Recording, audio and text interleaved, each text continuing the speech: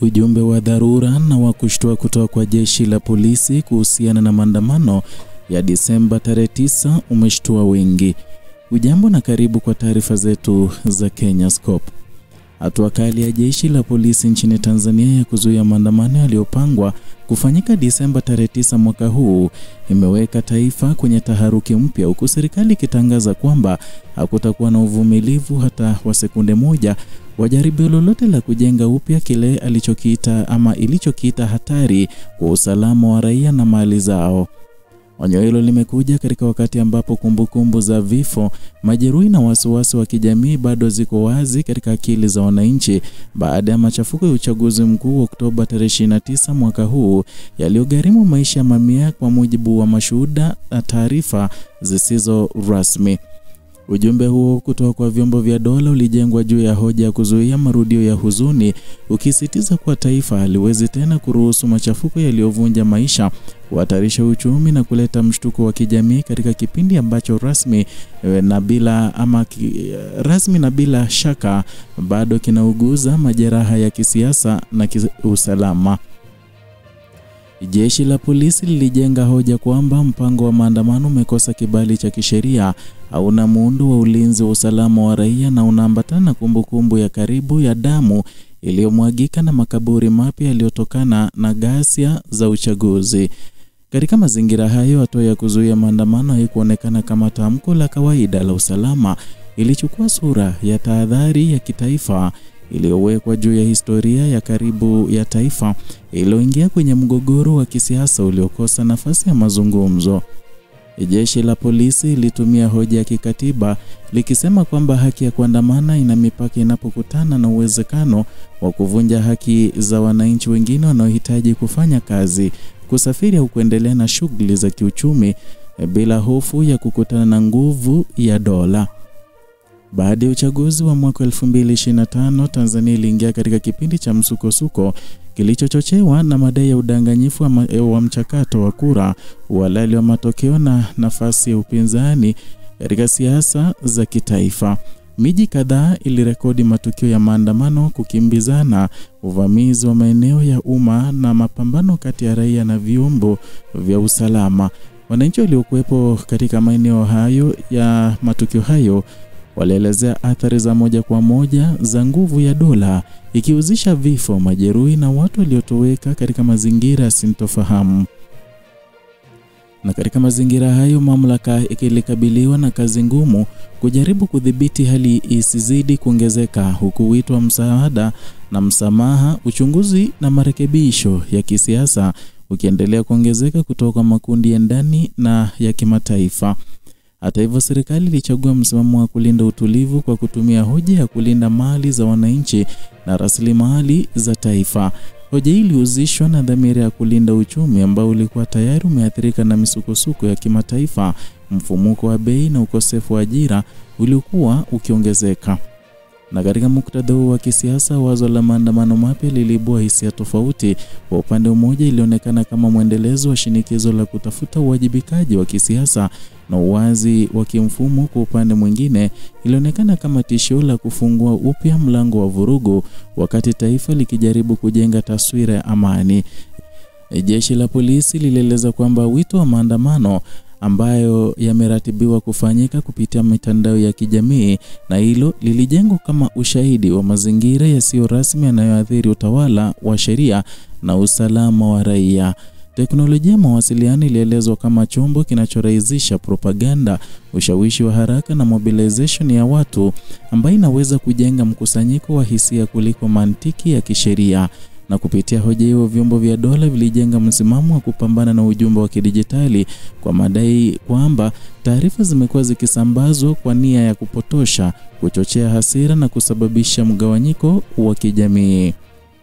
Katika mazingira ya sasa ya dunia ambapo mitandao ya kijamii imekuwa injini ya harakati za kisiasa, hoja hiyo inaonyesha mapambano mapya kati ya dola na raia kuhusu nani anamiliki sauti ya umma.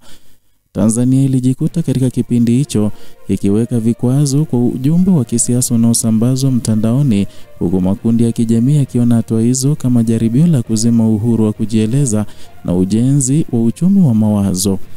Mgongano huu uliunda picha ya taifa linalojaribu kudhibiti simulizi yake, wakati pia linakabiliwa na ongezeko la sauti za kisiasa ambazo hazina mipaka ya kijiografia.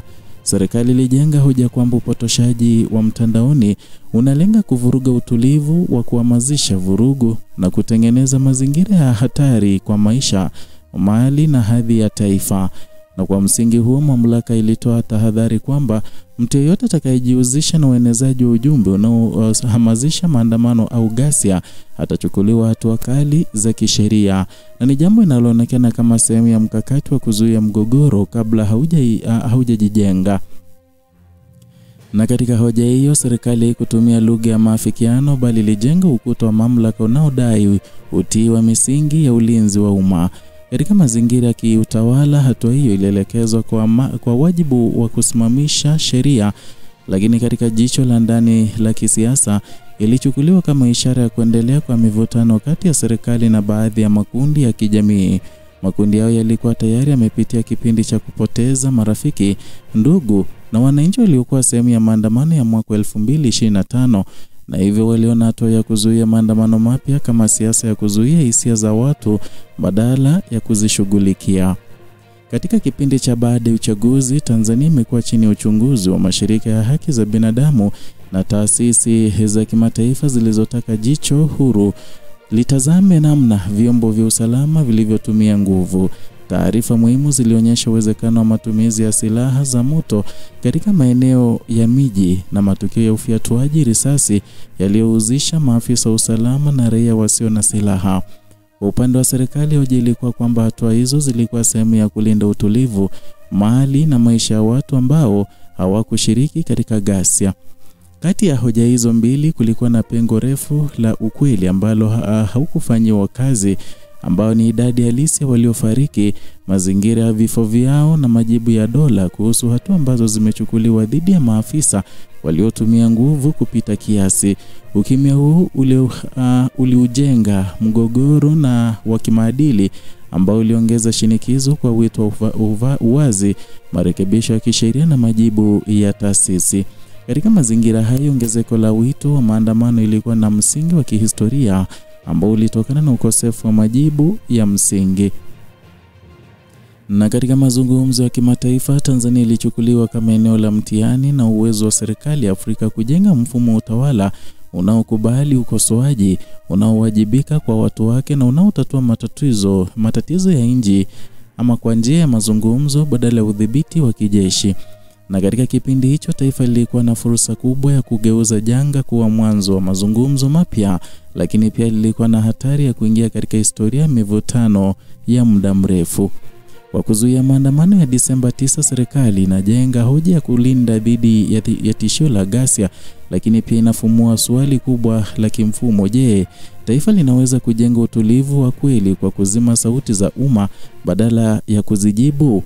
Katika siasa ya sasa ya Afrika, majibu ya maswali hayo ndio yanaunda historia ya nchi, ya vizazi na utambulisho wa taifa katika ushindani wa kimataifa. Na katika muktadha wa Tanzania, hadithi bado inaandikwa. Maamuzi ya leo yatatengeneza kumbukumbu ya kesho, na athari zake zitaonekana katika njia ambazo wananchi wataamini taasisi zao au wataziona kama miundo iliyowekwa kuadhibu badala ya kuwahudumia.